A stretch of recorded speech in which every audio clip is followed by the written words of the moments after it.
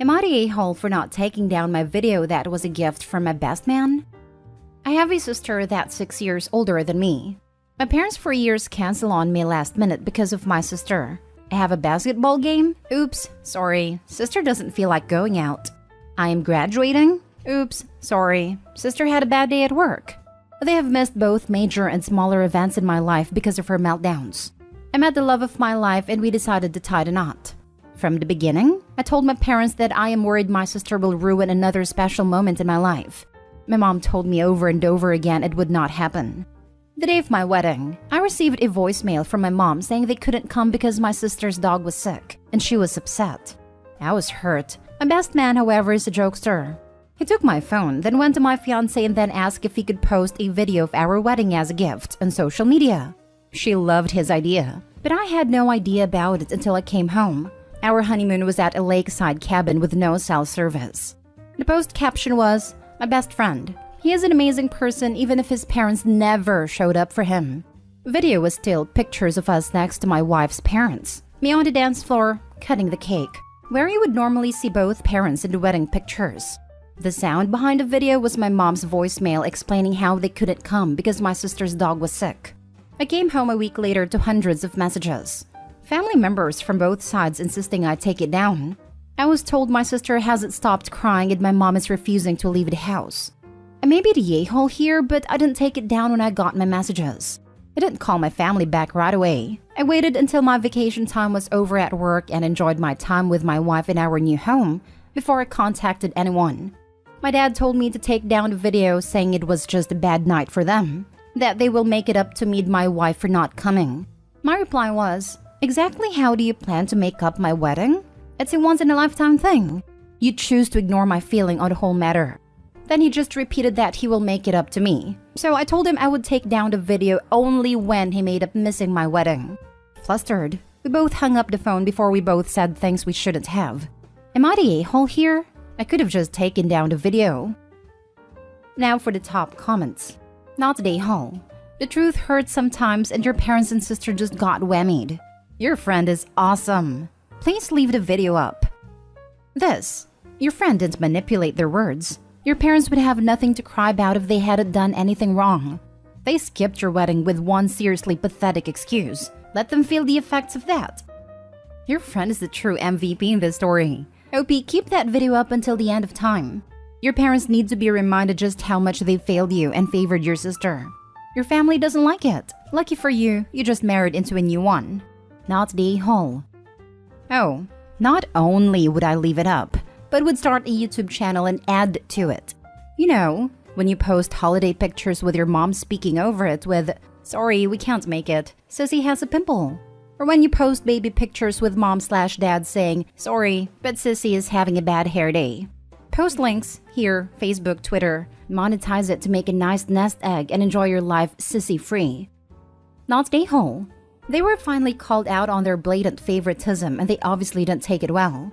I'd hold off inviting them anywhere or to anything, OP, at least for a while. Don't make them your first priority when you clearly aren't theirs. Focus on your new wife and your absolutely awesome friend. They both sound like keepers. To be honest, my parents missing my wedding because my sister's dog was sick and she was sad would probably be no contact worthy for me. Especially if my sister was 6 years older than me. If she was 4 and the family pet was dying, it may be understandable. But a grown woman needing both her parents to be consoled because her dog wasn't well? Jesus. Blatant golden child/black sheep BS going on there. Daughter gets pandered and spoiled since her birth, to the point of her taking it absolutely for granted. Son gets neglected and emotionally mistreated, to the point of him knowing better than to expect anything from his parents at all. Next story. Am I the a-hole for telling my sister to adopt kids if she wants them so much?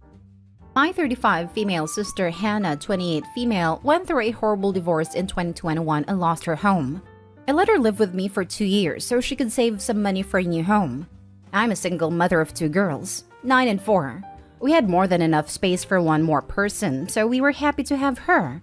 She helps around the house, pays some of the bills, even though I told her she doesn't need to, and is generally sweet. My daughters love her too. She works part-time, and since she spends many hours at home, she willingly took up the role of a babysitter so I wouldn't have to pay for a nanny/daycare anymore. Of course, I was happy with this. On to the issue. I'm glad she takes such good care of my daughter, but sometimes I think she takes it too far. She started asking to tag along to school events for my eldest, which wasn't a problem until she started introducing my kids as hers. I talked to her about it and told her it's confusing for teachers if they have contradicting information about who my kids' parents are. She stopped, but only for a while until I learned my new neighbors think she's my kid's mom. I was floored yesterday when my youngest called her mommy in my presence. I asked Hannah what was going on and brushed it off, saying toddlers often look at random women and say mama, or random men and say dada. I instantly knew that was a lie because my daughter has never called anyone else mommy. While I was helping my eldest with homework, she told me her sister only calls Hannah mommy because Hannah told them to call her that in public, and she was scared to tell me because Aunt Hannah will get mad. I was furious. I confronted her immediately, and her response is along the lines of, "You should be happy I treat them well enough for them to see me as a second mother. You girls are happy to have a second mom as well, and I just love kids." I was fuming, and in the heat of the argument, I told her if she wants kids so much, she should adopt some of her own. I admit this was mean since she can't have kids, and it was part of what caused her divorce. And my family has been calling and texting and calling me cruel for what I said. But I also feel she needed to hear this. Am I the a-hole? Not the a-hole.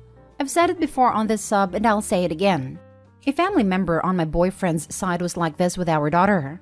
The end result? She called the cops on me and tried to have my daughter removed and given to her. Nip it in the bud now, because Aunt Hannah's acting very weird. Not the a-hole for reasons like this. Though she isn't a grandparent, if you end up kicking her out, the closer your sister is to them, she could end up trying to file some demand for visitation like a grandparent's right suit. She has crossed a line and clearly thinks she has done absolutely nothing wrong. Get her out before she gets enmeshed enough that a court thinks it is in the best interest of the children for her to have access to them. Not the a-hole, and kick her out. She told Opie's kids to keep a secret from Opie or else she'd get mad at the kids.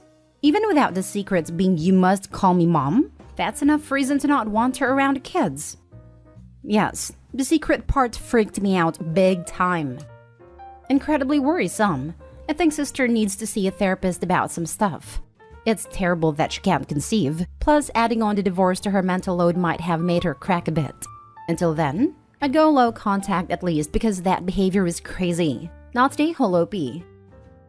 Next story. Am I the a-hole for siding with my mom over my wife and telling my wife it was her fault for putting me on the spot? My wife and I try to always side with each other in public, and if there's an issue, talk it out in private. So maybe I messed up here.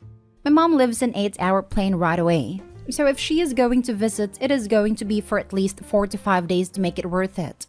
My mom is the one who moved, and my wife made it clear when she moved that she needs to be the one to come to us as she made a choice to move, doesn't have small kids, and has the ability to work when she wants with no set schedule. My mom rolled her eyes, but agreed. My wife also told me that we would not be altering our lives to revolve around my mom. While she's welcome to visit, we will not use up our limited vacation time which we want to use to do things with our kids, and it isn't our job to entertain her. I felt weird about it, but agreed. My mom visited one time, 3 years ago.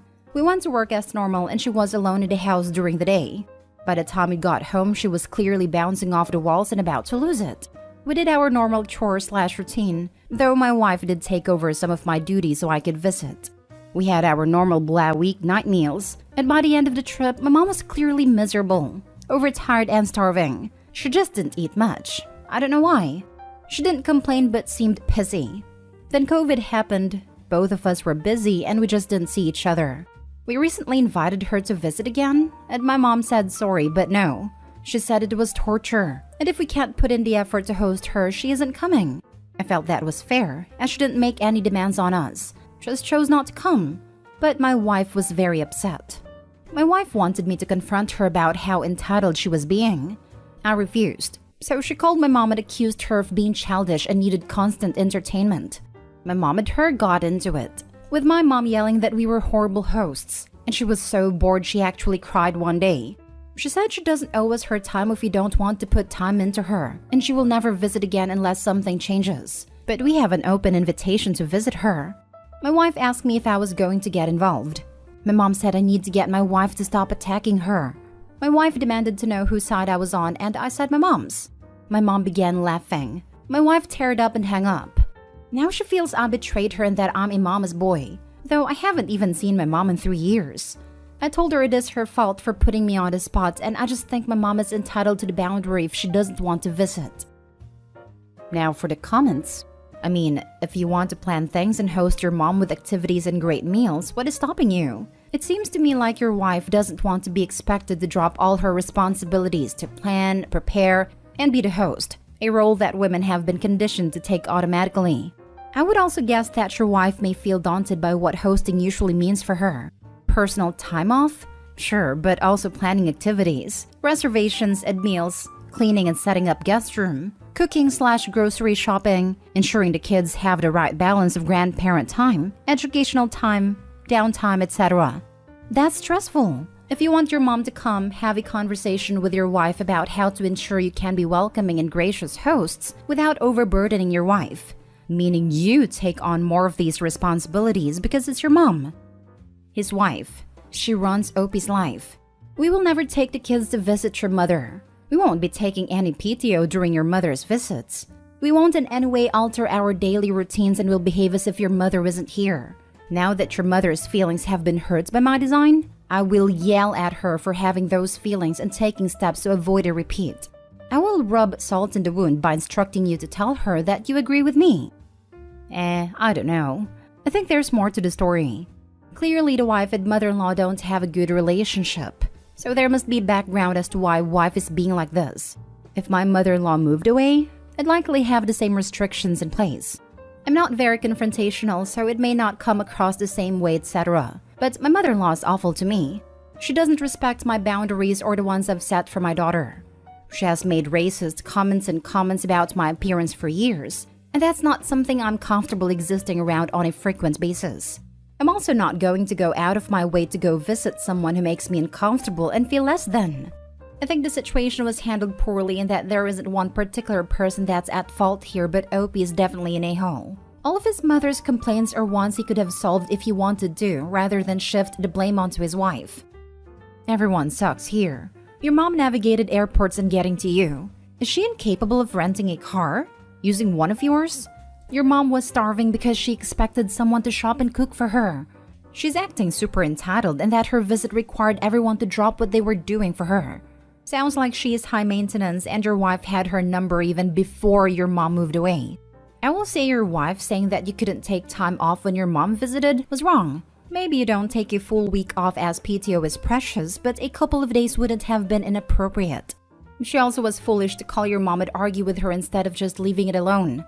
You are the a-hole because you denigrated your wife in front of your mother, plus not helping your mom have a better trip the first time around. We'll talk about all this later, or let's end this call and speak again another time, or a zillion other non-committal answers were better than saying, I'm on my mom's side. I'd go to counseling with your wife if I were you. Both of you have stuff to apologize for. But your mother is the biggest a-hole. She's driving a wedge in and she knows it, and you fell for it. Last story. Am I the a-hole for being strict with one daughter and lenient with the other? I, 44 female, am the mother to 2 wonderful girls. For the sake of privacy, call them Claire, 16 female, and Lucy, 15 female. I love them both very much, but I do not treat them the same. This is because their interests are different. Claire is not very good at school. She is always getting bad grades, and she simply can't focus.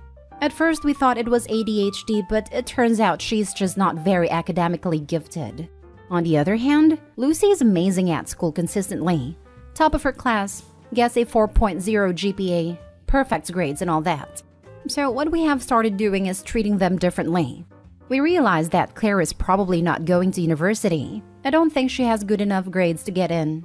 And wants to go to trade school anyway. So we respect that and allow her to go out and hang out with her friends.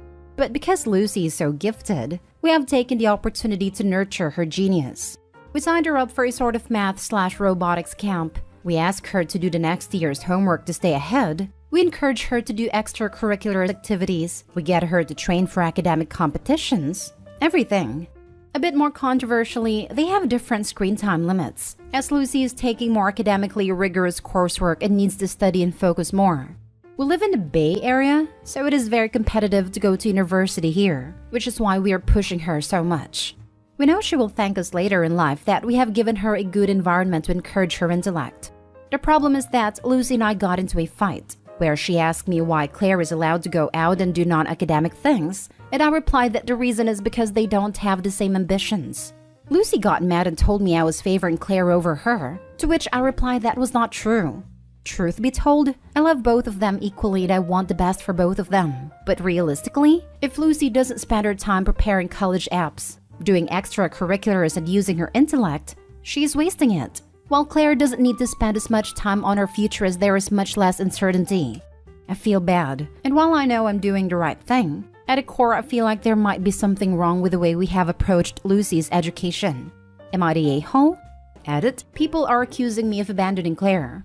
Claire knows and agrees with this arrangement, as I have looked into options for community college or trade school with her.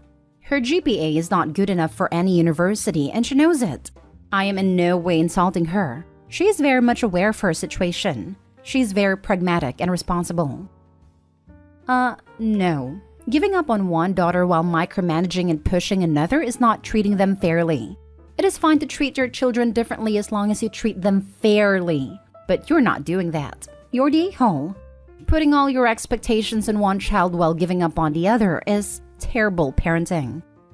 Opie, I was ready to say not the a-hole if you were pushing Claire to try and achieve more. But you're the a-hole. A major one at that. Lucy is doing well in school, but you putting extra weight of academic responsibilities on her is going to result in her rebelling. It's better to give her some freedoms. Sit with her and discuss with her what her academic goals are. If they are to get into a top university like Harvard, then yes, tell her she will need to focus more on her schoolwork. But if she's hoping to get into another university, work out what the workload she's going to need for that is, and ask if she's willing to right now put that effort in. Lucy needs to be a part of this conversation of how much time she's dedicating to her schoolwork. Otherwise, she won't be able to fully understand its value, and she will lose motivation, and her intellect will seem like a burden to her rather than a gift. Universities also like to look at people who have life experience. Focusing 100% on school and extracurricular doesn't always pay off. Also, don't lose sight of her personal mental health. Being able to have some personal time and freedom will help her stay calm, focused,